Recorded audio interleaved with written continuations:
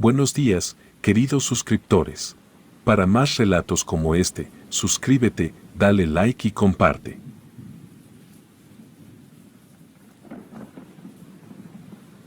Me llamo Juan y soy originario de Veracruz, de una comunidad en los alrededores de Catemaco. Fui criado por mis abuelos. Lo que ocurrió fue que ellos me robaron de mis padres.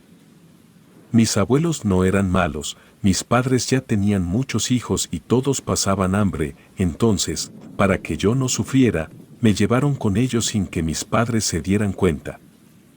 Yo viví muy feliz con mis abuelos, no me criaron como si fuera su nieto, lo hicieron como si fuera su hijo, no me consentían y me regañaban cada que era necesario, pero, mientras yo me portara bien, ellos eran maravillosos.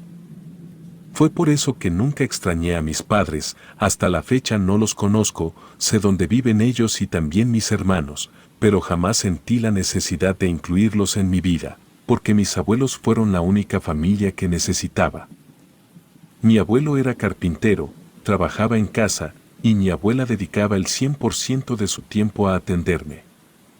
A partir de que yo cumplí 9 años, empecé a pasar tiempo con mi abuelo, le ayudaba en sus trabajos de carpintería, y mi abuela aprovechaba ese tiempo para descansar en su mecedora mientras tejía. A ella le gustaba mucho tejer manteles para la mesa, cada mes cambiábamos de mantel y en todos los años que viví con ellos, jamás repetimos mantel.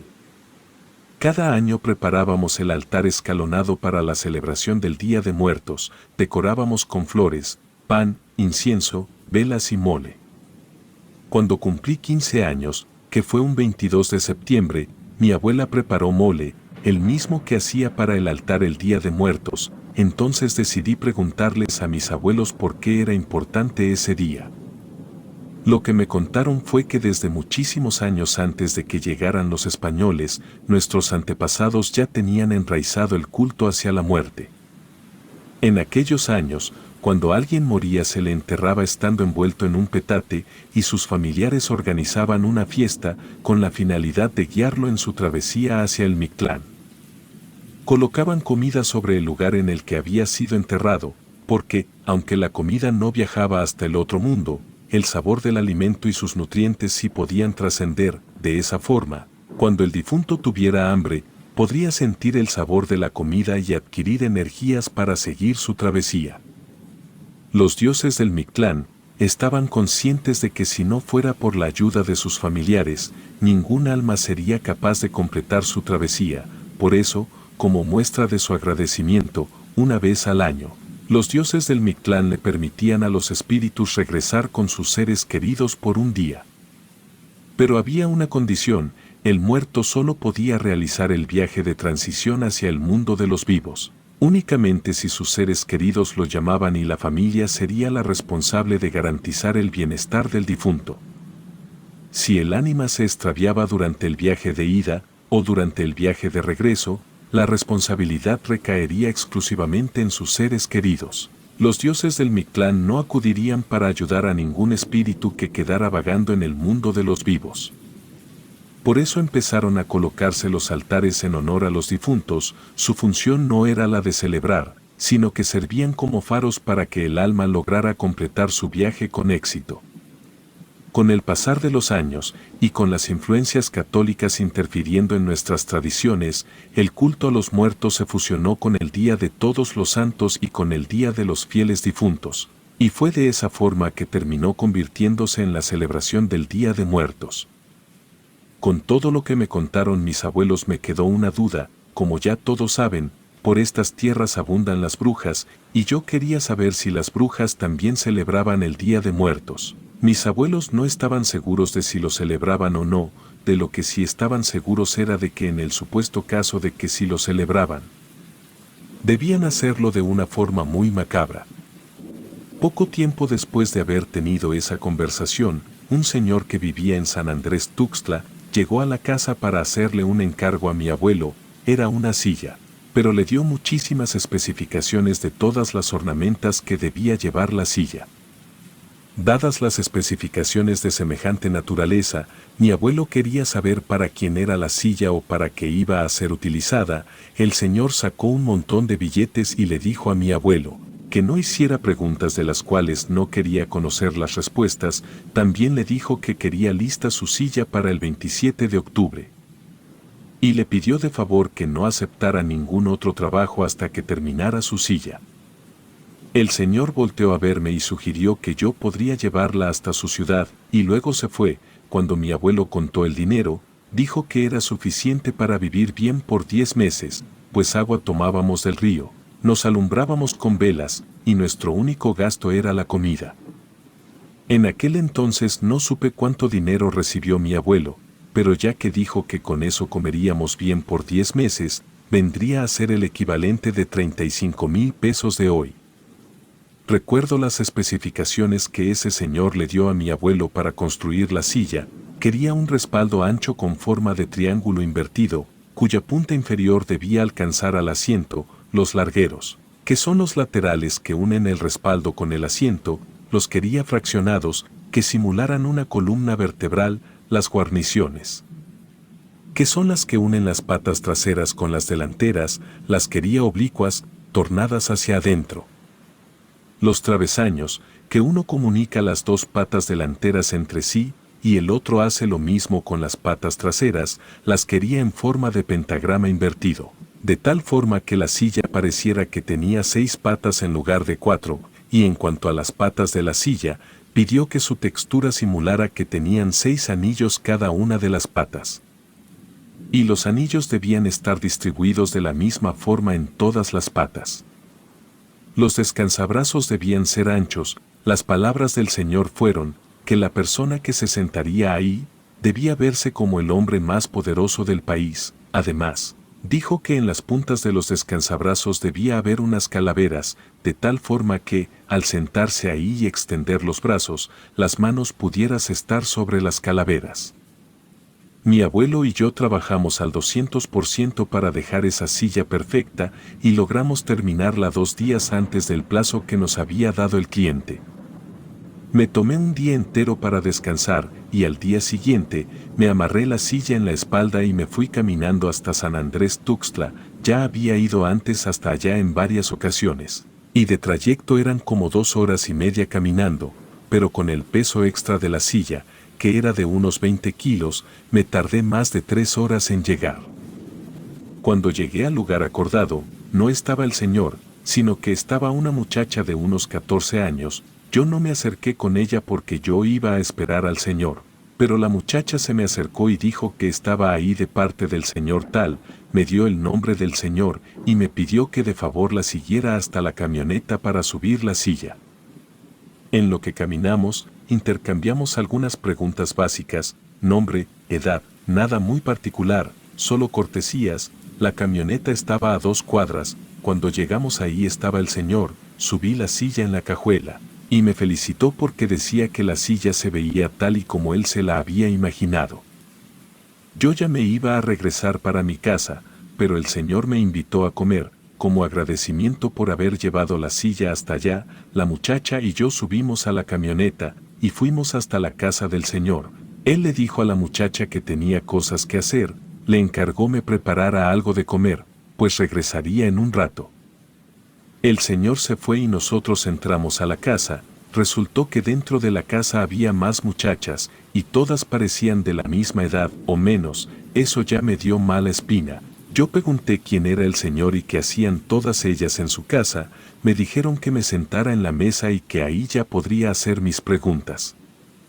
Una de las muchachas me acompañó hasta el comedor. La mesa era muy grande, tenía 10 sillas. Yo tomé un lugar y esperé en lo que las muchachas preparaban la comida. Todas estaban en la cocina. Se tardaron como 15 minutos, y mientras comíamos yo estuve haciendo muchas preguntas. Se los voy a resumir. Resulta que el señor era un poderoso brujo y todas ellas eran su aquelarre. Todas venían de diferentes pueblos y comunidades. Ellas habían llegado ahí a San Andrés Tuxtla a buscar al brujo. Él les daba techo y comida, en lo que ellas se educaban en la brujería. Sus funciones diarias incluían mantener la casa en orden y una vez al año debían conseguir invitados para la celebración del Día de Muertos y entre todas debían garantizar la asistencia de un total de 30 hombres. Todo eso sonaba muy interesante, pero antes de considerar su oferta, es decir, asistir a su ceremonia. Les pedí que me mostraran algo, para yo tener la certeza de que eran brujas. Me llevaron al patio de la casa, en el centro, sobre un gigantesco pentagrama cenizo dibujado en el suelo, tenían una cabra negra amarrada a un bastón hecho de huesos, alrededor de la cabra había velas azules, amarillas y rojas.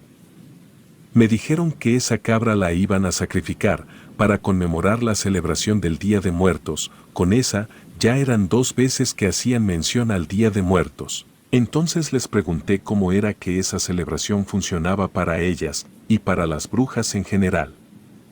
Me explicaron que la finalidad de los rituales que realizan esa madrugada es aplacar la sed de venganza de todos aquellos que han muerto debido a las energías oscuras. Sabido es por todos que las brujas pueden llegar a matar, ya sea por encargo de alguien más, por satisfacción propia o para ofrecer sangre a los oscuros seres que les dotan de sus tenebrosas habilidades. Las almas de todas esas personas comienzan su viaje hacia nuestro mundo el 27 de octubre para poder llegar el 2 de noviembre.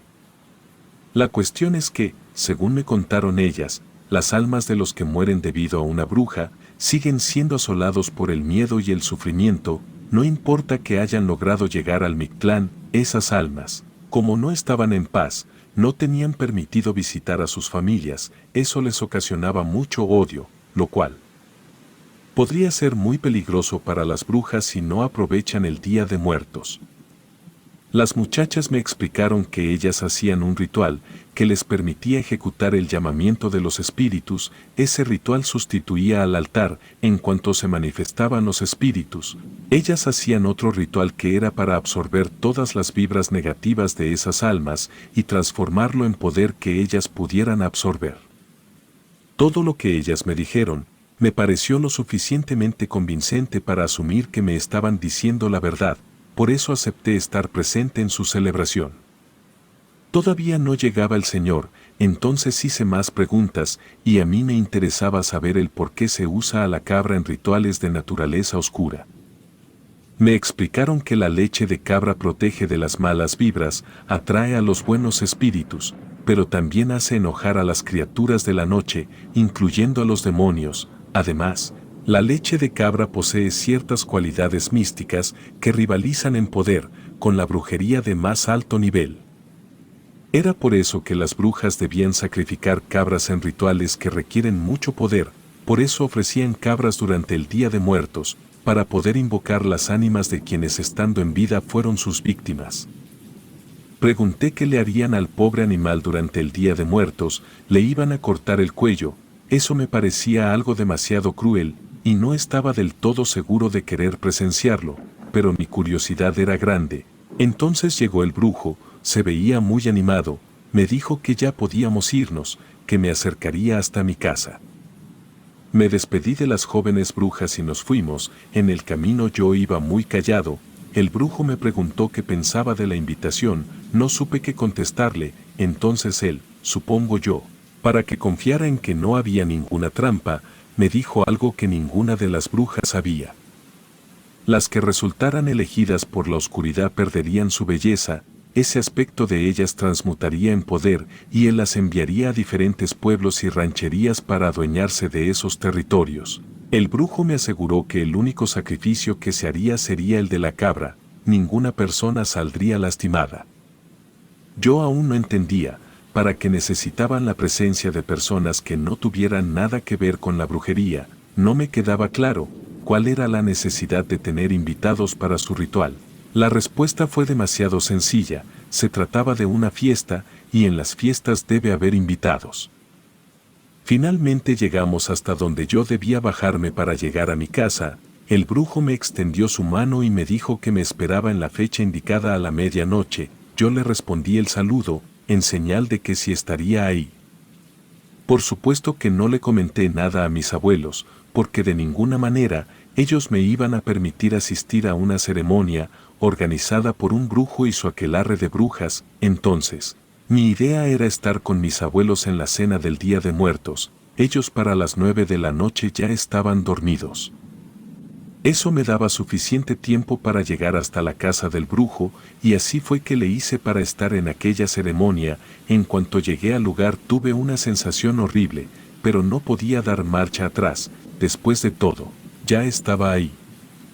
Mis recuerdos sobre aquella noche son algo confusos, y desconozco por completo en qué orden sucedieron las cosas. Lo que pasa es que, en cuanto entré, una de las jóvenes brujas me dio peyote. Les voy a relatar lo que tengo en la memoria, pero insisto, mis recuerdos no están en orden, y estoy seguro de que hay sucesos que se borraron de mi mente. Salimos al patio. Había 2 hileras de extrañas luces que flotaban sobre el suelo, simulaban un camino que llevaba hasta la cabra negra que estaba amarrada. Recuerdo haber visto esculturas de piedra en toda la orilla del patio. Fue extraño porque esas esculturas no estaban la primera vez que fui al lugar. En algún punto de la madrugada, la cabra ya no estaba, y en su lugar, en el centro del patio había una cosa negra. Era terrorífico, no tenía cuerpo, y era más bien como la sombra de algo, pero no tengo idea de qué. Lo que me daba más miedo era su tamaño, era algo gigantesco. Recuerdo que las brujas danzaban desnudas, alrededor de un hombre vestido con una túnica. También llevaba un extraño bastón. Yo supongo que era el brujo mayor. En mi mente hay imágenes de muchos símbolos extraños, estaban dibujados en el suelo, en las paredes, inclusive las brujas tenían dibujados esos símbolos en sus cuerpos. No los podría describir. No eran pentagramas ni nada que se le pareciera, era algo que nunca antes había visto. También había fuego, mucho fuego por todas partes, hacía demasiado calor, yo hasta estaba sudando, y en ningún momento nos dieron nada para tomar. Me acuerdo porque durante toda la madrugada tuve mucha sed. También, en ese patio había un insoportable y muy marcado olor a flores, a resina quemada y a huevo podrido. Es más, no tengo claro en qué momento ocurrió, pero vomité por el olor tan fuerte que había ahí. En algún punto sacrificaron a la cabra, no lo vi pero escuché sus quejidos y sus gritos. Tampoco sé si fue antes o después de que yo viera la sombra gigante. También podía escuchar que alguien lloraba. Creo que eran bebés o tal vez niños pequeños. Lo siento, pero todo en mi mente, relacionado a esa madrugada, lo tengo muy difuso. Hay un detalle que sí tengo bastante claro. Hubo un lapso de silencio absoluto y todo mundo se quedó quieto. Lo recuerdo bastante bien porque desde que llegué había música. Entonces, cuando todo el ambiente fue envuelto en silencio me puse alerta. Pasaron unos instantes en completa calma. Y de pronto un poderoso viento helado me golpeó muy fuerte y caí al suelo.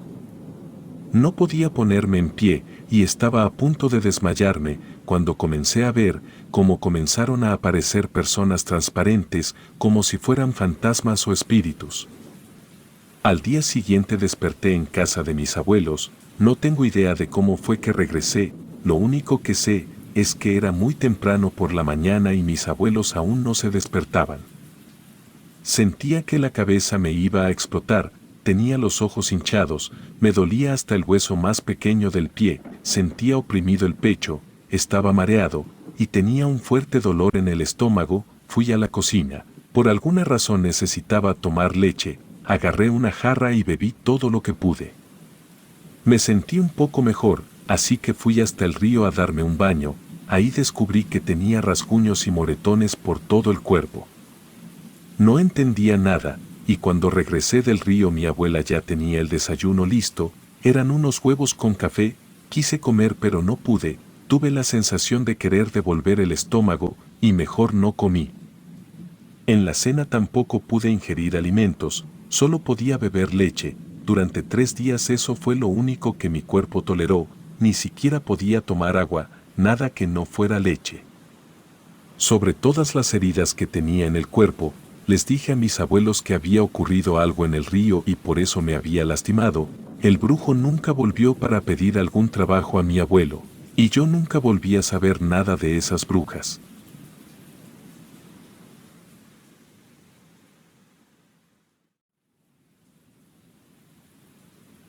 A finales del siglo XIX, introducir mercancías novedosas en poblaciones lejanas era una actividad socorrida por los jóvenes que deseaban abrirse paso en la vida.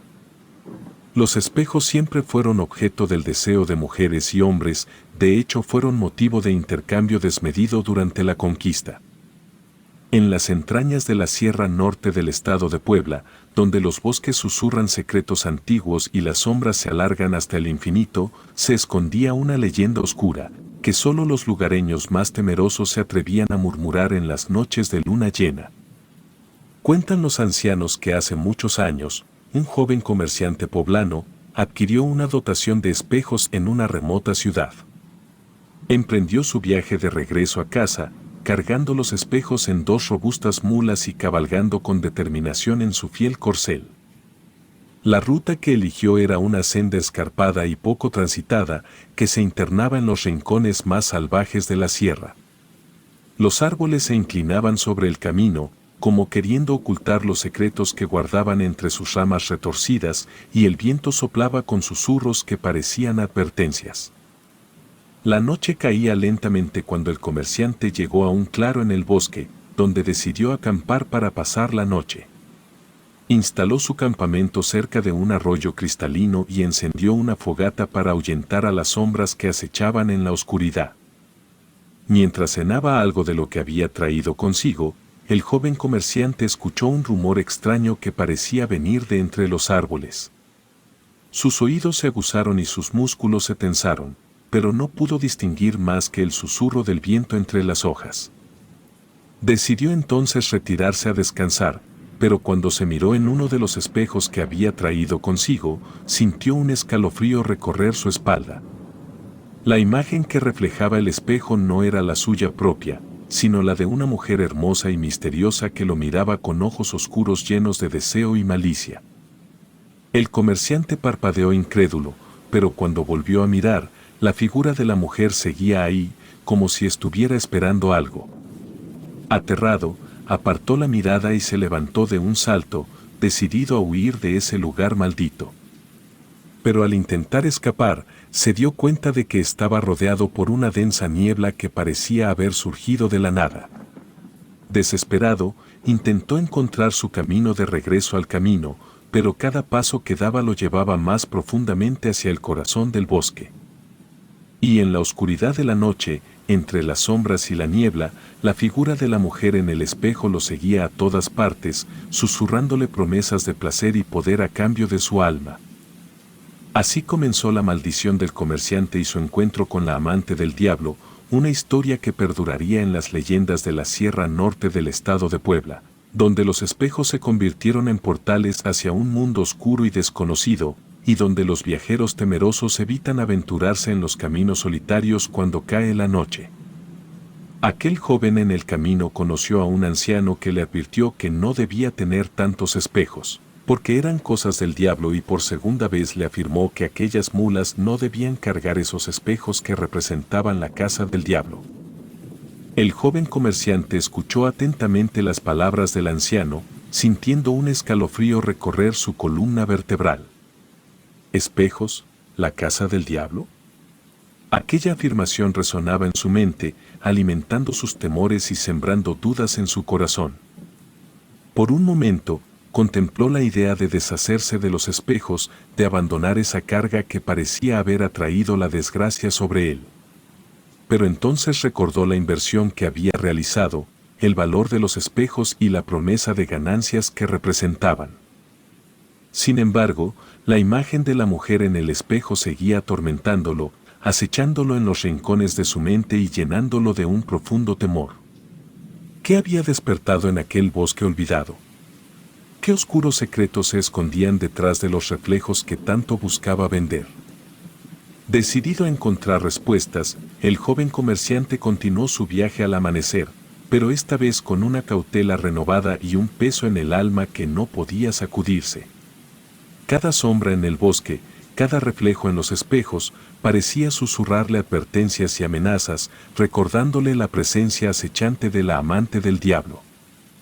Y así, entre el miedo y la determinación, el joven comerciante avanzó por los senderos tortuosos de la Sierra Norte del estado de Puebla, buscando respuestas a una maldición que parecía haber sellado su destino. pero en el corazón de aquellos bosques antiguos, donde las sombras danzan al ritmo de los susurros del viento, la verdad aguardaba oculta, esperando revelarse a aquel que se atreviera a enfrentarla. Pareciera que después de 1 horas mi reencuentro con aquel anciano estaba destinado, pues volví a encontrarlo. Aquel hombre me aseguró que nunca había tenido un espejo en su hogar, hasta que su esposa Matilde le pidió uno en una feria. El joven comerciante escuchó con atención las palabras del anciano, sintiendo cómo cada revelación aumentaba su inquietud y su sensación de estar atrapado en una red de peligros sobrenaturales.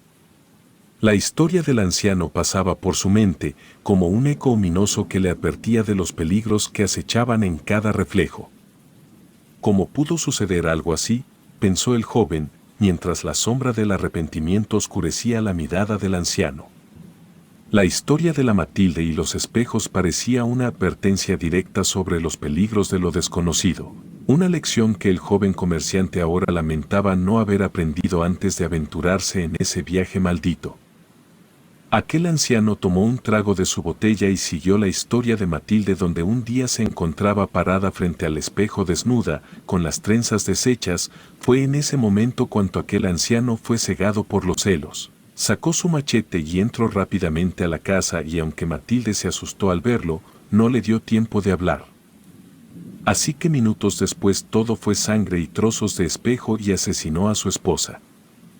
El joven comerciante escuchaba con horror cada palabra que salía de los labios del anciano, sintiendo como el frío de la verdad se apoderaba de su corazón.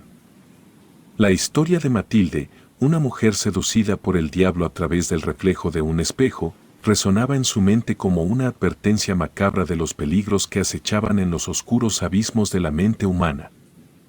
¿Cómo pudo suceder algo así?, pensó el joven, mientras la sombra del arrepentimiento oscurecía la mirada del anciano.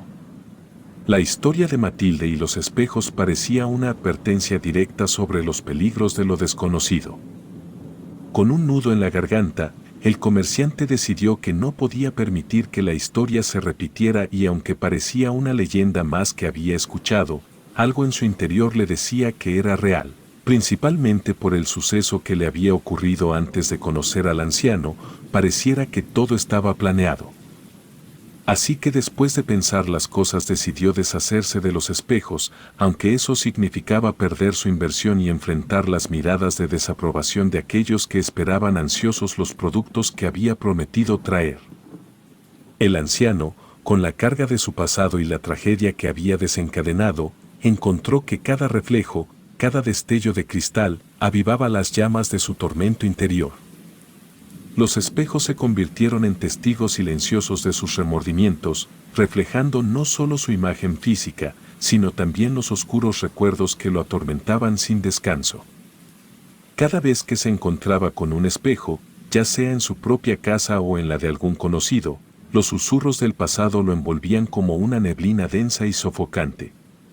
Veía a Matilde, sonriendo con los labios entreabiertos, su figura en el cristal, y recordaba la ira ciega que lo había consumido aquel fatídico día. Intentó escapar de los espejos, evitándolos siempre que podía, pero no importaba cuánto se esforzara por huir, siempre encontraba su reflejo acechándolo en las superficies pulidas y brillantes. La sombra de Matilde lo perseguía como un espectro vengativo, recordándole su culpabilidad y su incapacidad para escapar del pasado. Con el tiempo, el anciano se volvió taciturno y retraído, consumido por los fantasmas que lo acosaban día y noche. Ya no era el hombre cabal y tranquilo que una vez había sido, sino una sombra de su antiguo yo, atrapado en un ciclo interminable de culpa y desesperación. Y así, el anciano pasó el resto de sus días en una lucha constante contra los espejos y los demonios de su pasado, buscando en vano la redención que siempre parecía estar fuera de su alcance. Su historia se convirtió en una advertencia para aquellos que se atrevían a desafiar las fuerzas oscuras que acechaban en los rincones más profundos de la mente humana, una lección sobre los peligros de jugar con fuego sin temer las llamas. Sí, esa revelación arrojaba una nueva luz sobre la oscura tragedia que había marcado la vida del anciano. En lugar de ser atormentado por el alma de Matilde, era su propia conciencia la que lo perseguía sin descanso, recordándole el terrible precio que había pagado por su ira ciega y sus celos desmedidos. Los espejos se convirtieron en un reflejo de su propia culpa, en testigos mudos de la tragedia que había desencadenado. Cada vez que se encontraba con su reflejo, veía no solo su rostro cansado y envejecido, sino también los oscuros remordimientos que lo atormentaban día y noche. Ahora, con esta nueva comprensión, el anciano podía enfrentarse a sus demonios internos con una claridad renovada. Sabía que no podía cambiar el pasado, que la sangre derramada y los espejos rotos eran parte de su historia, pero podía aprender a vivir con sus errores y encontrar la paz en medio de la tormenta. Con el tiempo, el anciano encontró consuelo en la aceptación de su pasado y en el perdón hacia sí mismo. Aprendió a enfrentar los espejos sin miedo, sabiendo que lo que veía en ellos no era un fantasma vengativo, sino simplemente el reflejo de su propia humanidad. Y así, mientras el anciano seguía adelante con su vida, llevaba consigo la lección de que el verdadero tormento no venía de los demonios externos, sino de los que yacían dentro de cada uno de nosotros, esperando ser confrontados y redimidos. Años después, el nieto del comerciante, habiendo escuchado la historia de su abuelo desde que era un niño, creció con el peso de esa oscura leyenda sobre sus hombros. Cada vez que veía un espejo en el pueblo, recordaba las palabras del anciano y la tragedia que había marcado la vida de su familia. Relató con detalle la historia del comerciante, el anciano y la terrible maldición de los espejos, enfatizando el peligro que representaban esos objetos aparentemente inofensivos. A medida que la historia se difundía por el pueblo, muchos comenzaron a mirar los espejos con recelo, viéndolos como portales hacia un mundo oscuro y peligroso donde el diablo acechaba entre los reflejos distorsionados. Algunos optaron por deshacerse de sus espejos, temerosos de atraer la misma desgracia que había caído sobre la familia del comerciante, mientras que otros optaron por cubrirlos con telas o simplemente evitar mirarse en ellos. Con el tiempo, el pueblo se convirtió en un lugar donde los espejos eran raros y se evitaban a toda costa. La historia del comerciante y la maldición de los espejos se convirtió en parte del folclore local, recordándoles a todos los habitantes las consecuencias de dejarse seducir por la vanidad y la codicia. Y así, en las calles silenciosas y las casas oscuras del pueblo, los espejos quedaron relegados al olvido, convertidos en símbolos de un pasado oscuro del que nadie quería recordar. Pero la lección permaneció grabada en la memoria de todos, recordándoles que en los reflejos distorsionados y las sombras acechantes, el diablo podía encontrar su morada. Y así, los espejos se convirtieron en objetos de misterio y temor en el pueblo, conocidos por muchas leyendas malditas que hablaban de almas atrapadas, reflejos distorsionados y encuentros con el diablo. Cada hogar tenía su propia versión de la historia del comerciante y el anciano, cada narración tejiendo una red más densa de supersticiones y precauciones. Con el tiempo, las leyendas de los espejos se entrelazaron con otras historias de la región, formando un tapiz de mitos y cuentos que mantenían a los habitantes del pueblo cautivos de sus propios miedos.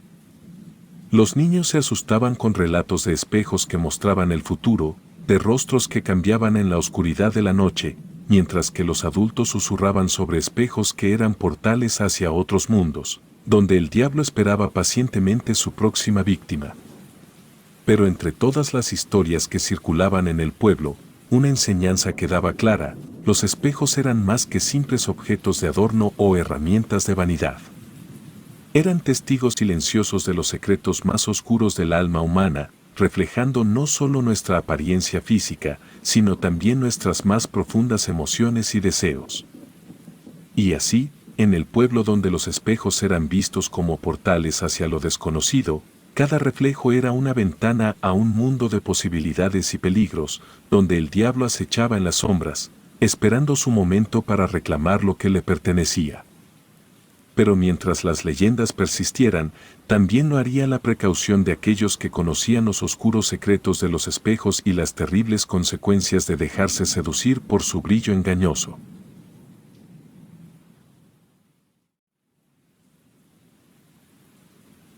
Mi vida siempre estuvo ligada al ejército, proveniente de una familia con una larga tradición militar. Mis hermanos y yo fuimos enviados a escuelas militares.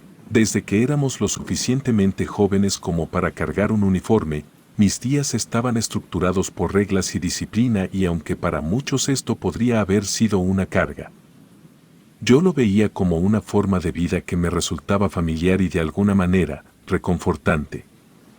Con el tiempo, forjé amistades y al llegar a la edad adecuada, decidí servir genuinamente en el ejército mexicano. Hoy me gustaría compartir 3 historias en el orden en el que yo considero, desde la menos aterradora hasta la más aterradora, por lo que no tienen un orden cronológico exacto. Bueno, la primera es cuando ya trabajaba. En aquel entonces, a diferencia de las historias emocionantes que mi padre y mi abuelo solían contarme, mis asignaciones no eran tan emocionantes. Me encontraba realizando tareas de baja relevancia, como transportar suministros y participar en actividades que no implicaban riesgos significativos.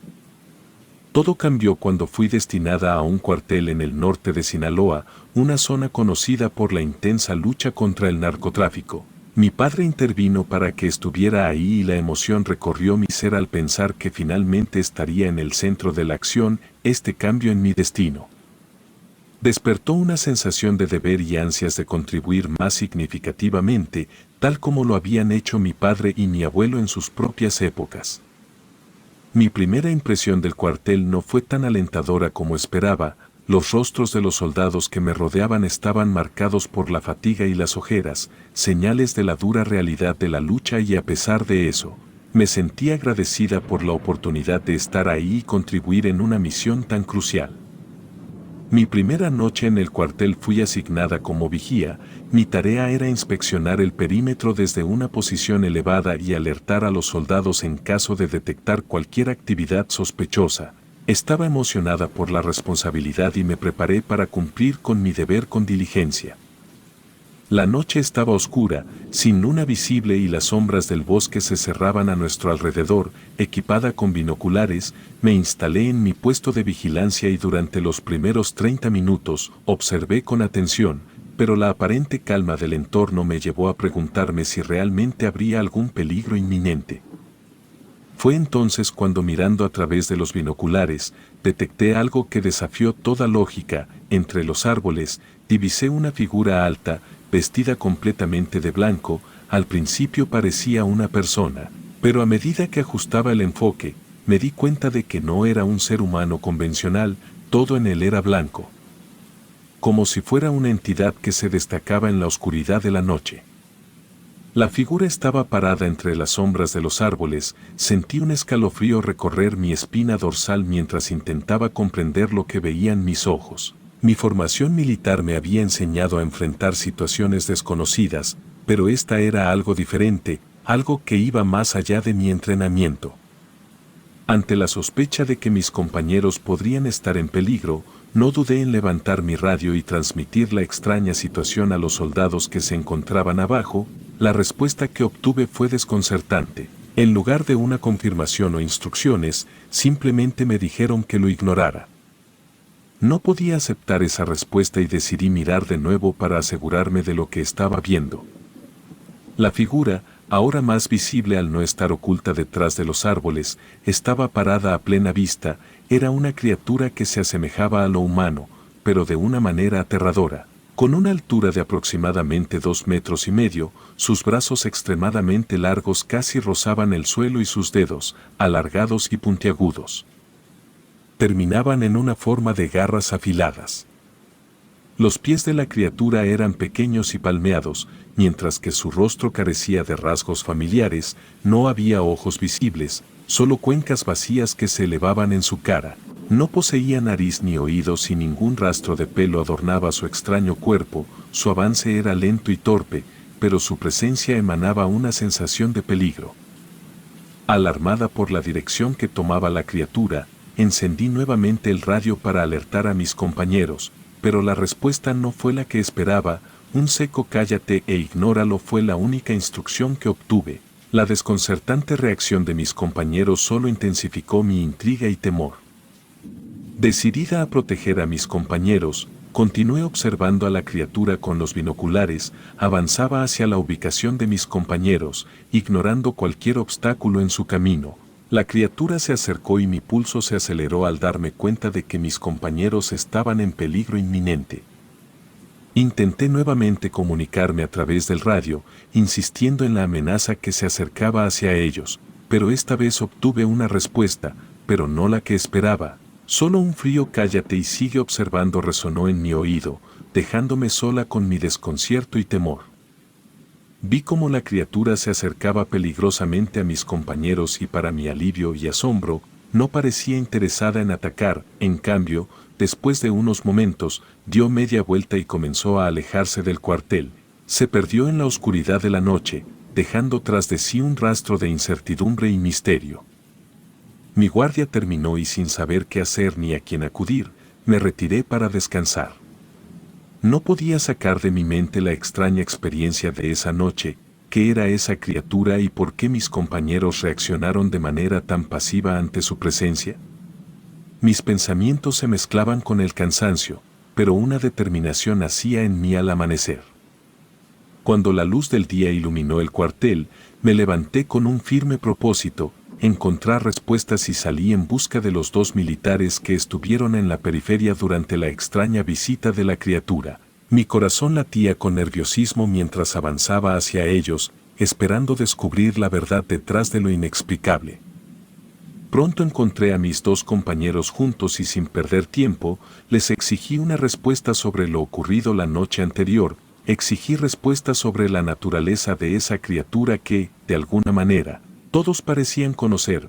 Mi desesperación por entender lo paranormal que había presenciado se reflejaba en mi mirada ansiosa. Sin embargo, mis compañeros parecieron inmutables ante mi interrogatorio urgente, sus rostros se mantuvieron imperturbables y un aire de seriedad se impregnó la conversación y finalmente, uno de ellos con gesto grave, me advirtió que era mejor no prestarle atención, que nadie sabía exactamente qué era esa criatura. Pero todos en el cuartel eran conscientes de su presencia. Mi incredulidad creció y apreté los dientes mientras les preguntaba por qué le temían tanto si no sabían qué era. Intercambiaron miradas serias antes de dirigirse a mí con una respuesta que dejó mi mente atónita. Me dijeron que en realidad nadie sabía lo que era. Pero se decía que vivía en las cercanías y tenía la capacidad de camuflarse. Algunas otras personas decían que era el mismo demonio. Algunos afirmaban que podía transformarse en cualquier animal, mientras que otros aseguraban que incluso se mimetizaba con objetos inanimados, como árboles. La idea de una criatura que podía transformarse en árboles parecía demasiado fantasiosa para ser real, pero mis compañeros insistieron en que era una realidad temida por todos. Intenté comprender cómo una criatura con esas habilidades podía causar tanto terror y uno de ellos explicó que en ocasiones solo podías distinguirla porque la corteza del árbol que aparentaba ser no se sentía como tal. Estaba perpleja y decidí sugerir que deberíamos hacer algo al respecto si nos daba tanto miedo. No obstante, mis compañeros señalaron que enfrentar a esa criatura no era tan sencillo. Explicaron que según los informes, dispararle era la acción más extrema que podrían emprender, pero incluso eso no garantizaba la seguridad.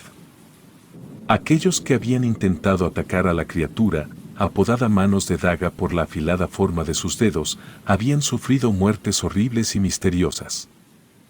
La descripción de los horrores que seguían a los intentos de enfrentar a la criatura me dejó escalofriada. Los cuerpos encontrados después de un encuentro con Manos de Daga tenían cortes precisos y finos, como si una cuchilla invisible hubiera realizado el trabajo en un solo golpe. Mi asombro creció y pregunté por qué estas historias no eran más conocidas. Mis compañeros compartieron el oscuro secreto que envolvía la presencia de Manos de Daga. Nadie podía hablar abiertamente de eso. Las órdenes de los altos mandos eran claras. Aunque entre los soldados se compartían las historias, estaba estrictamente prohibido discutir el tema con personas ajenas al cuartel. Los superiores se encargaban de ocultar cualquier rastro de daño causado por la criatura y las innumerables muertes que se le atribuían se camuflaban bajo la sombra de la violencia del narcotráfico. La revelación dejó en claro que la presencia de ese ser estaba ligada a una red de secretos y silencios. Nadie sabía por qué las órdenes eran tan estrictas o por qué los altos mandos se esforzaban en cubrir los rastros de la criatura. La incertidumbre se cernía sobre mí, mientras procesaba la magnitud de la verdad que mis compañeros compartieron. Después de ese día, hice lo que me dijeron y si lo veía, solo lo ignoraba. Nunca supe qué era o por qué los altos mandos querían que fuera un secreto. Supongo que por eso la tengo tan abajo en esta lista. La segunda historia que contaré, no diré nombres ni fechas por seguridad. En fin, en ese tiempo fui encomendada junto con un grupo para entregar víveres en una zona azotada por un huracán. En algún punto de la misión, mi grupo fue enviado a una parte que había quedado prácticamente aislada para entregar unas cosas. La dificultad del terreno hizo imposible el acceso de camiones o camionetas, por lo que decidimos continuar a pie. Sin embargo, el comandante tomó la controvertida decisión de acortar el camino, atravesando un bosque, con la promesa de una ruta más rápida. A medida que avanzábamos, la densidad de la vegetación aumentaba, indicando que nos adentrábamos demasiado en el bosque. Pronto nos dimos cuenta de que estábamos perdidos, sin una clara idea de cómo regresar y a pesar de la incertidumbre, continuamos avanzando, tratando de mantener la apariencia de que todo estaba bajo control. En medio de la confusión, nos encontramos con un pequeño niño que parecía estar cortando leña. Al verlo, sentimos un alivio momentáneo al encontrar señales de vida en medio de la vastedad del bosque. Sin embargo, la actitud del niño nos desconcertó. Su mirada silenciosa y la ausencia de palabras crearon un escalofrío colectivo entre nosotros. El comandante, tratando de obtener orientación, le preguntó al niño sobre la dirección correcta para llegar al lugar de entrega de víveres. El niño no emitió sonido alguno, simplemente nos miró y la incomodidad creció. Pero ante la falta de opciones, el comandante repitió la pregunta y esta vez, el niño señaló en una dirección específica, indicando el camino hacia la supuesta salida. Agradecidos, continuamos siguiendo la dirección señalada por el niño. Sin embargo, apenas avanzamos unos metros, escuchamos una voz detrás de nosotros. Otro grupo que había sido enviado en busca del nuestro nos había encontrado. Al voltear para responder, notamos algo alarmante. El camino que habíamos estado a punto de seguir no conducía hacia la civilización, sino que nos estaba sumergiendo aún más en el bosque. La extrañeza de la situación se intensificó cuando nos dimos cuenta de que no había rastro del niño que nos había indicado el camino. La sensación de desconcierto se apoderó de nosotros. Una vez a salvo, el grupo que nos encontró compartió la noticia de que las historias sobre duendes en el bosque eran conocidas en la región. Según la leyenda, estas criaturas juguetonas disfrutaban jugando bromas a los desprevenidos y la posibilidad de que el niño fuera una manifestación de estas leyendas añadió un nuevo nivel de inquietud a nuestra experiencia. La última experiencia que deseo compartir, aunque no me haya atormentado a mí directamente, sin duda se destaca como una de las más aterradoras de mi vida. Este episodio se remonta a mis días en un internado militar a la temprana edad de 15 años. En ese internado, compartía la habitación con una chica en particular que con el tiempo se convirtió en mi mejor amiga. Desde el principio, esta chica compartió algo sorprendente con las demás compañeras de habitación. No ocultó el hecho de que algo se le había pegado, aunque no especificó de qué se trataba. Aseguró que esta presencia no hacía daño y de hecho, parecía querer protegerla. Al principio las demás chicas no le creímos, pensando que era una estrategia para destacarse o parecer interesante. Sin embargo, esa primera noche juntas reveló la verdad de una manera que nos dejó perplejas. Era cerca de la medianoche y aunque yo ya estaba acostumbrada a dormir en lugares distintos a mi hogar debido a mi vida en internados militares, esa noche no podía conciliar el sueño. Mientras daba vueltas en la cama, noté algo inusual. Pasos resonando en el piso de madera del dormitorio. Las reglas del internado dictaban que nadie podía levantarse de la cama hasta el día siguiente, pero lo que hacía aún más extraño era que los pasos no parecían pertenecer a una chica, sino más bien a una persona adulta. Intrigada y un tanto inquieta, decidí asomarme para investigar. Al principio, no vi a nadie caminando, y pensé que tal vez mi imaginación me jugaba una mala pasada. Sin embargo, los pasos persistieron y esta vez al asomarme de nuevo, identifiqué una silueta oscura parada junto a mi cama y la figura parecía ser más oscura que la propia oscuridad de la habitación. Sobresaltada grité, lo que provocó que todas las chicas en la habitación despertaran. Rápidamente les conté lo que había presenciado, tratando de poner en palabras la figura que había visto en medio de la noche. La tensión en la habitación se elevó y las chicas, intrigadas y asustadas, escucharon atentamente mientras describía la presencia que parecía más allá de la comprensión. Después de compartir la espeluznante experiencia nocturna con mis compañeras de dormitorio, mi amiga trató de tranquilizarnos, asegurando que estaba bien y en ese momento, no pudo evitar compartir cómo aquella entidad misteriosa se había pegado a ella desde su infancia. La historia se remontaba al funeral de uno de sus abuelos paternos, cuando era solo una niña hiperactiva y desobediente. En ese día triste, mientras los adultos lloraban la pérdida de su abuelo, la joven e inquieta niña decidió alejarse de la tristeza y corrió lejos del entierro. Sin mirar, cayó accidentalmente en una tumba abierta, entrando en pánico al darse cuenta de que no podía salir. La sensación de estar atrapada y el miedo se apoderaron de ella. Sin embargo, en ese momento desesperado, sintió como unas manos la tomaban de la cintura y la levantaban hacia la superficie. Ella describió la experiencia, como si esas manos misteriosas hubieran aparecido de la nada. No pudo identificar quién o qué la rescató de la tumba, pero regresó corriendo hacia sus padres, creyendo que todo había quedado atrás. Sin embargo, en los días siguientes, se dio cuenta de que algo más la acompañaba. Al principio no comprendía completamente qué era, pero afirmaba que no era malo. La entidad, que podía adoptar diversas formas, generalmente se manifestaba como un hombre alto, pero también podía transformarse en sombras de animales, como un gato o incluso una serpiente.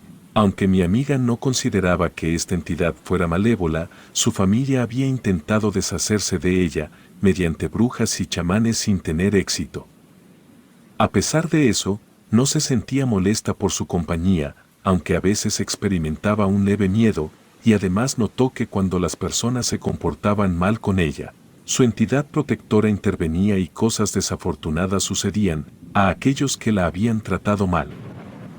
Ella compartió un ejemplo impactante de cómo las acciones negativas hacia ella tenían consecuencias. Durante su tiempo en la primaria, un profesor la golpeó con una regla por no haber completado su tarea y ese mismo día, durante el descanso encontraron al profesor tirado en el salón.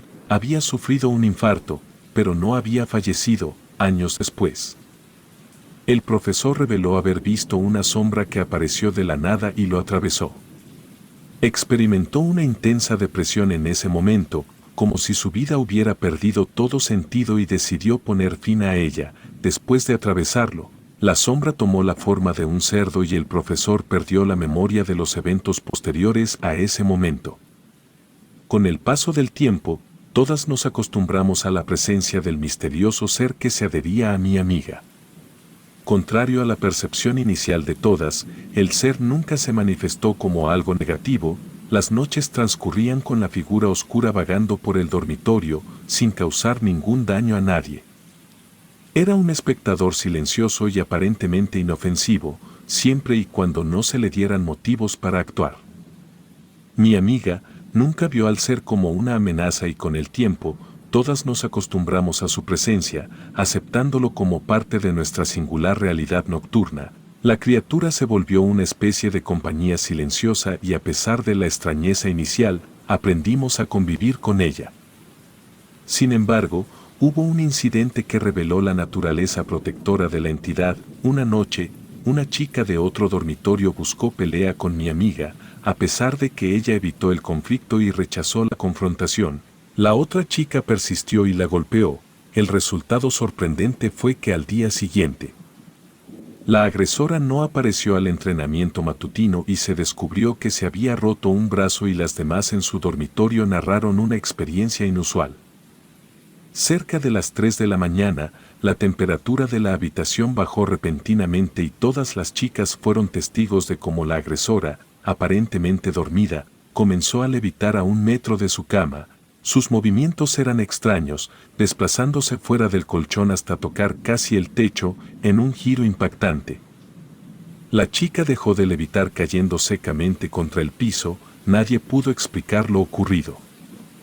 Aunque al pasar el tiempo nuestras vidas tomaron caminos diferentes y fui perdiendo contacto con mi amiga y la entidad misteriosa que la acompañaba, seguimos en contacto y hasta donde sé, al día de hoy, todavía lo tiene con ella.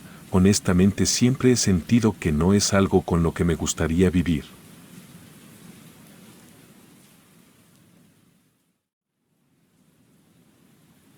Después de varios años, sin haber podido tener unas vacaciones decentes, decidimos tomarlas, pues mi mamá nos dijo que ella podría cuidar de Juanito, que apenas tenía 5 años. Yo acepté con facilidad.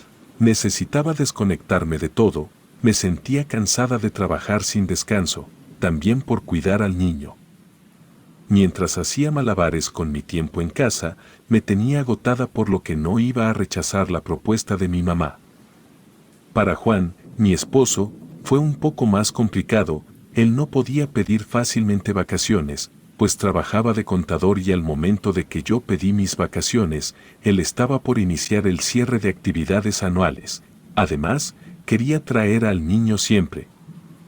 Lo veía poco a causa de que cuando él llegaba el niño estaba dormido y al momento de irse a trabajar, el niño dormía. Me costó trabajo hacerle entender que de vez en cuando necesitábamos espacio para nosotros, para descansar. Tras unos días que se trataron de discusiones, más que de hablar tranquilamente para ponernos de acuerdo, accedió a tomarnos 4 días de descanso sin el niño, ni las obligaciones de preparar las comidas, mantener todo limpio y demás, así que reservamos unos días en un hotel fuera de la ciudad. Elegimos un destino poco conocido. Nos lo habían recomendado unos amigos. Ellos habían ido el verano pasado, para hacer un poco de turismo alternativo. El hotel ofrecía la experiencia de ser un viaje para catar vinos. El paquete era muy sencillo, tú hacías la reservación y se te daba la opción de participar en las actividades de los grupos de turistas o simplemente podías disfrutar de las instalaciones del lugar. El hotel había sido remodelado. Era una vieja hacienda que fue convertida en un hotel tradicional con restaurante, alberca, sauna y jardines, en los que podías dar paseos para escaparte del ruido de la ciudad. Lo atractivo eran los campos de uvas, que se cultivaban a los alrededores. La experiencia era formar parte de los grupos de visita a las instalaciones del viñedo. Ver cómo se produce el vino, conocer los campos de uva, probar algunas cosechas y participar en las cenas de reunión. Sin duda algo exótico, que me llamó la atención poderosamente, porque estaba cansada de los destinos que siempre eligen las personas, usualmente para vacaciones. La playa o el bosque me parecían demasiado normales. Tras vivir encerrada en mi oficina varios años, ya conocía muchas playas o cabañas. Imaginaba que romper la monotonía me iba a ayudar a relajarme y a recuperar un poco la relación que teníamos, mi esposo y yo, antes de casarnos. Era una aventura que pensaba iba a ser inolvidable, así que nos fuimos con la esperanza de vivir algo increíble en pareja.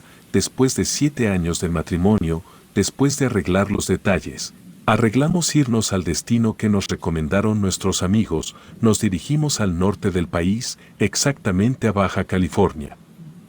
Hicimos las maletas un poco tristes de separarnos de Juanito, pero en el camino ambos comenzamos a sentir la tranquilidad de no estar al pendiente de él todo el tiempo.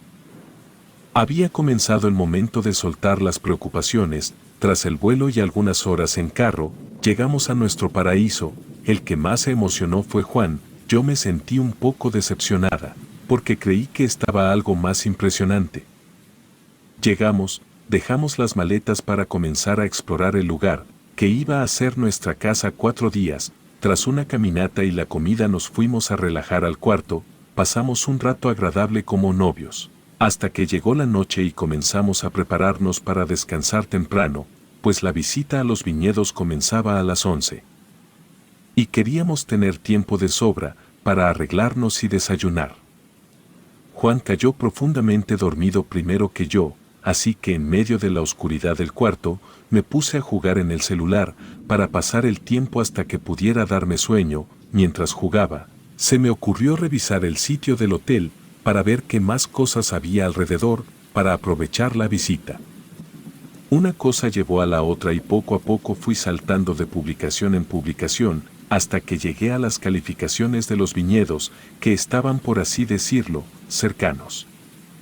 Comencé a ver las opiniones de los visitantes y ahí encontré un comentario que me llamó mucho la atención. Una mujer llamada Ana, ella decía que había pasado una noche muy interesante, porque en su cuarto se escuchaban ruidos raros. Contestando a ese comentario, varias personas mencionaban que aquel hotel tenía su historia.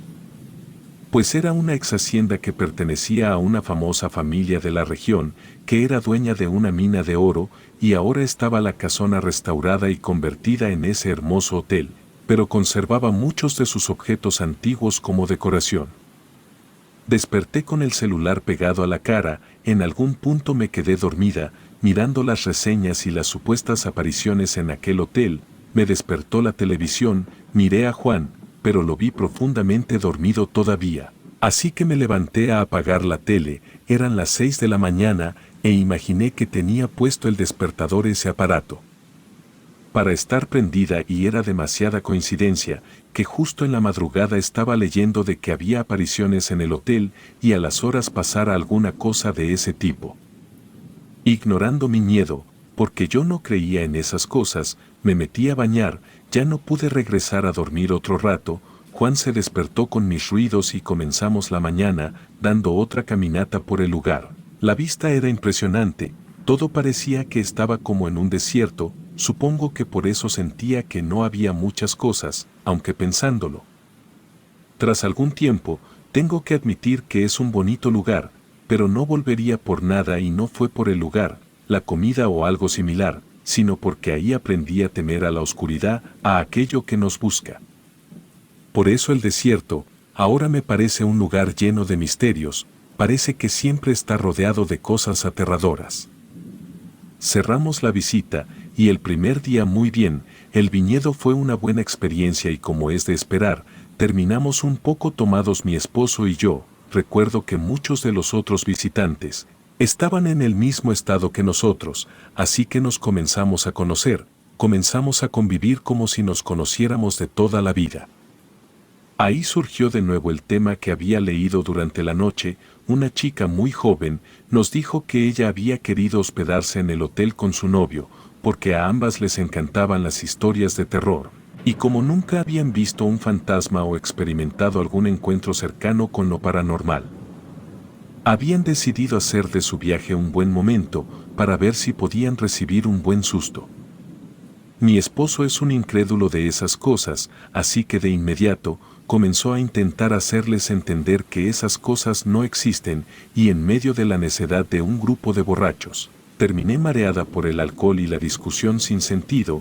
Me paré para ir al baño, seguí el pasillo hacia el exterior del cuarto subterráneo, donde guardan los vinos. Salí tambaleándome, el aire se sentía fuerte, miré a todos lados, había mucha gente en reuniones, todos tomaban y también había música, pero yo seguí el camino al baño, pero me perdí. Yo supongo que por las pequeñas pruebas de vino, pero como no pensaba en ese momento, me imaginé que estaba en un hotel muy grande y por eso no encontraba el camino que quería. Di un poco de vueltas por aquí y allá, hasta que una persona me indicó dónde estaba el baño, y al salir me resbalé, así que me agarré de una pared, llevando mi vista al horizonte. A lo lejos, cerca de una de las entradas del hotel, justo debajo de un arco, estaba una mujer parada, mirando hacia donde yo estaba. La mujer parecía estarse riendo, era una figura delgada, con un gran vestido de holanes que se movían por el fuerte viento. En su pecho centelleaba un colgante, su cabello estaba un poco recogido, pero el fuerte viento deshacía el peinado, ocultándole la cara con el enmarañado cabello negro. Me tallé los ojos, miré al cielo y regresé la vista a ese lugar, y la mujer había desaparecido. Imaginé que tal visión era culpa del alcohol, así que regresé de nuevo al baño, para mojarme un poco la cara. Pensé que eso me bajaría más rápido la borrachera. Terminé de arreglar mi cabello y acomodar mi ropa. Cuando de un portazo se cerró la puerta de la entrada al baño, me dirigí a abrirla para irme, pero no podía abrir la puerta. Traté una y otra vez de abrirla, pero no cedía. Comencé a gritar para ver si alguien me escuchaba, porque no sentí mi celular por ninguna parte. No tenía manera de llamar a Juan. Los primeros minutos de mi encierro, estuve pidiendo auxilio tranquilamente. Después comencé a sentirme sofocada. Las luces comenzaron a parpadear, el chiflido del aire se colaba por todas partes, y entre ese sonido logré escuchar otra cosa. Era un cascabel. Entré en pánico. No había pensado en la posibilidad de que una serpiente estuviera en el baño. Sin buscar, para asegurarme de que el animal estuviera ahí, comencé a pegarle a la puerta con fuerza. En medio del ruido por los llamados de auxilio, escuché una voz lejana. Grité con más fuerza para que me sacaran de ahí, pero no escuchaba que fueran a buscarme. Me quedé quieta, puse el oído en la puerta. Ya no sentí tanto los efectos del alcohol, por la impotencia de verme encerrada. De nuevo los murmullos de alguien que iba pasando se escuchaban. Era la voz muy apagada de una mujer. Me quedé esperando escuchar si la voz se acercaba o alejaba. Por ese silencio, de nuevo escuché el cascabeleo de una serpiente. Miré a todos lados para asegurarme de que al menos no estuviera cerca, pero el sonido del viento era fuerte. Creo que era por esa fuerza que movía algo para hacer que las luces del baño parpadearan cada cierto tiempo. En un momento mágico o algo así, la puerta se abrió sola, se escuchó un chasquido y luego se dio lentamente. Agarré la manija de la puerta y salí como si nada. Afuera no había viento, solo sentía el sol quemante de las 2 de la tarde. Miré hacia atrás al baño, metí la cabeza por unos minutos, no escuché de nuevo el cascabeleo. Me pregunté si me estaba afectando demasiado el alcohol, pero ese definitivamente no era el caso, pues cuando me hice un poco hacia atrás para irme, de inmediato se apagó la luz dentro del baño, pero alcancé a ver una figura al fondo del baño. Tras eso la puerta se regresó a cerrarse sola. Tragué saliva mientras me tapaba los ojos. Inconscientemente me rehusé a ver qué era aquello, pero puedo asegurar que nadie más estuvo en ese baño aparte de mí. Por la noche, al platicar con mi marido, me preguntó si había pasado un buen día, porque duré demasiado tiempo lejos de donde él estaba. Molesta le contesté que me había quedado encerrada en el baño, hasta que pude destrabar la puerta. Primero se preocupó por mí, luego me dijo que había sido demasiado tonto, que quizás tendría que bajarle a las copas por un día. Esa noche dormimos molestos. Se acostó al lado de mí sin voltear a verme y apagó la luz sin avisarme. No quise pelear, dejé que se quedara dormido mientras el insomnio me mantenía despierta, escuchando sus ronquidos. Tomé mi celular, comencé a buscar cosas sobre fantasmas, sobre apariciones y encontré muchos videos. También personas que hablaban sobre eso, explicando qué eran o por qué estaban ahí. Sentí un miedo terrible de pronto.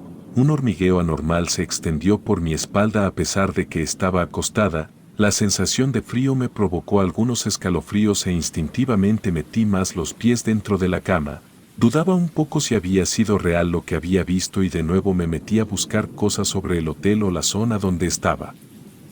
Nadie había visto a una mujer en el desierto, pero algunas historias contaban que había una mujer con un vestido elegante, que podía verse como borrosa o como una sombra en las fotos de algunos visitantes de esa ex hacienda. Me quedé pensando si era aquella mujer, mientras cabeceaba y pensaba. El sonido de un cascabel me llegó de repente a los oídos. Me quedé inmóvil, luego comencé a ver la cubierta de la cama con la luz del celular. No vi ninguna serpiente, pero podía escucharla. Moví a Juan hasta que logré despertarlo, le puse un dedo en los labios, le dije que escuchara. También escuchó el sonido del cascabel y comenzó a quitarnos las sábanas de encima. Revisó las almohadas, prendió la luz de la lámpara al costado de la cama, pero no veíamos nada. Llamamos a recepción. Ellos llegaron casi de inmediato a pesar de ser mitad de la noche. Mientras permanecíamos en la cama, vimos como un joven revisaba los espacios para encontrar lo que hacía el sonido. Movieron todo, revisaron todo, pero no encontraron nada. Asustada pedí que hicieran algo, lo que sea, fumigar, levantar cada mueble o algo, pero nos dijeron que por el momento nos cambiarían de habitación. Nos instalaron en uno de sus mejores cuartos, más grande y elegante. Eso había sido bueno, de no ser porque ahí fue donde comencé a sentirme nerviosa de la nada. Dormí poco ese día, apenas alcanzaba a dormitar y me sentía muy agotada. Juan se preocupó por mí, así que ese día me pidió que no tomara nada de alcohol hasta que pudiera verme un doctor. Le dije que estaba bien y seguimos con los planes que teníamos. Ese segundo día por la noche, había un evento en la fogata central. Era una estructura de ladrillo que rodeaba una pequeña chimenea. Ahí nos manteníamos calientes mientras platicábamos con otros huéspedes. La pareja del día anterior se despedía de nosotros porque regresarían a Monterrey al día siguiente. Me contaron que lamentaban mucho no haber podido ver ningún fantasma. Yo no quise mencionar nada. No le vi sentido, quizás me estaba enfermando o algo. Por eso había pasado de ver a una mujer en medio de la tarde del desierto a esa sombra rara en el baño. Incluso una serpiente imaginaria me perseguía. No tomé alcohol esa noche. Los demás seguían con las pruebas de vino y la degustación de quesos. Juan miraba las estrellas conmigo, platicábamos del nacimiento de nuestro Juanito, pero aquello se quedó interrumpido, porque muchos de los huéspedes comenzaron a hacer sonidos de sorpresa. Fuimos a la mesa donde aún estaban muchas personas durante el cierre de la degustación y vimos que apuntaban sus dedos y celulares a uno de los pasillos de columnas que llevaban a los viñedos, pero no veíamos nada. Otras personas decían que tampoco veían nada.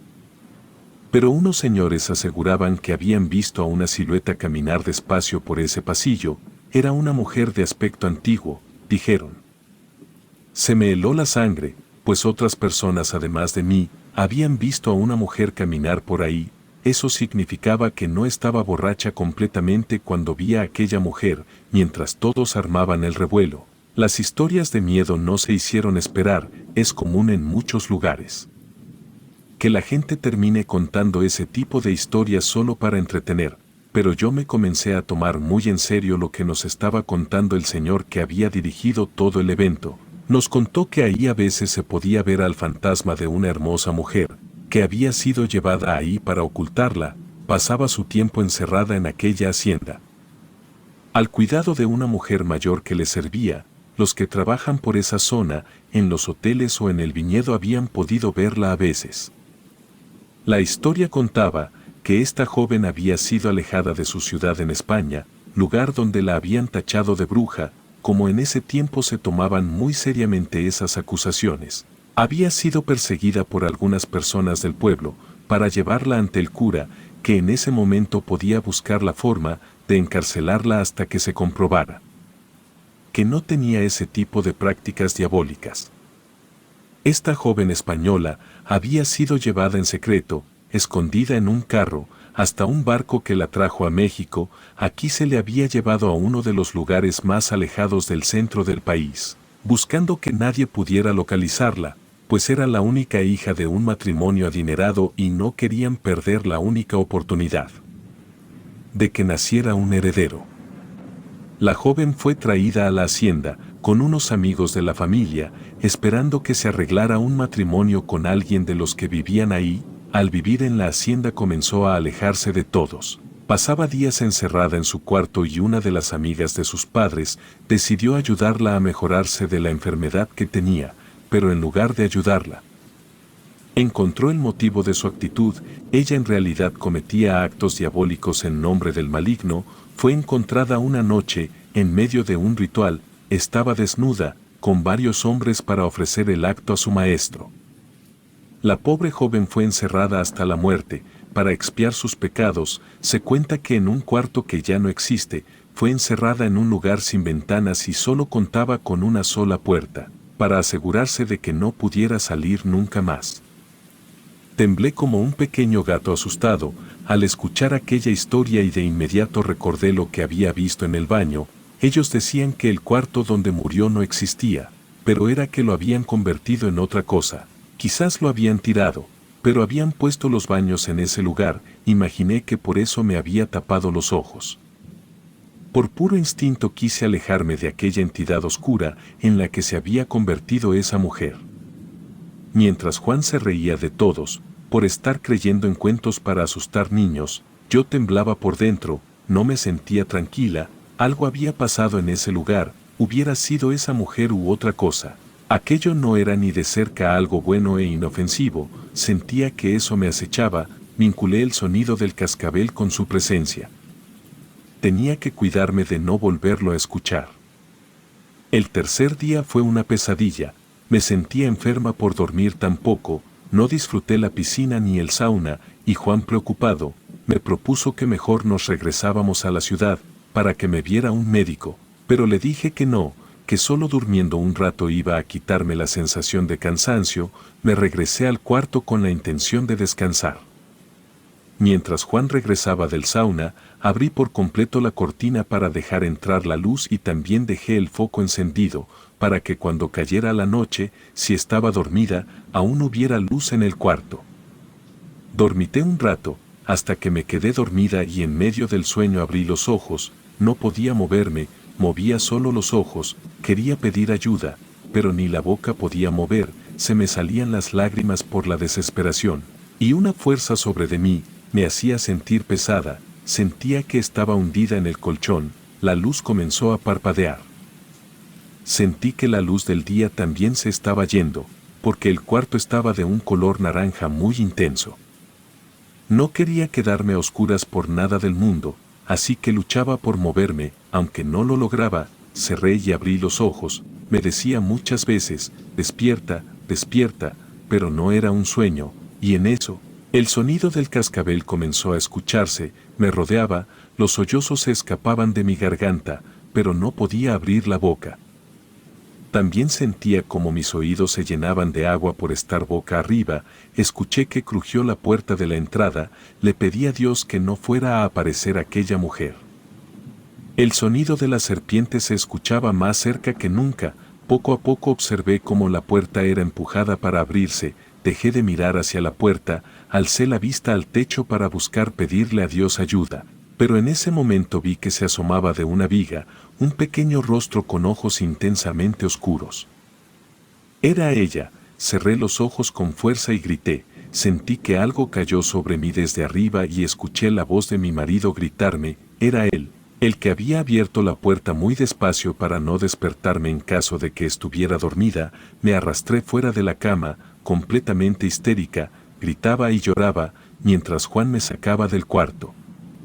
Había caído una serpiente desde el techo hasta la cama, nadie entendía cómo entró o cómo se coló hasta ese lugar, pero como yo no dejaba de temblar, me llevaron a la clínica más cercana.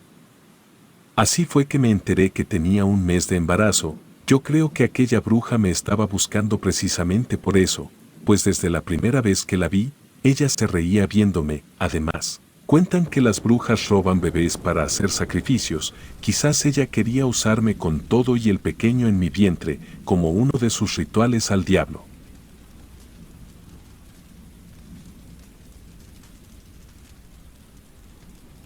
Relatos anónimos.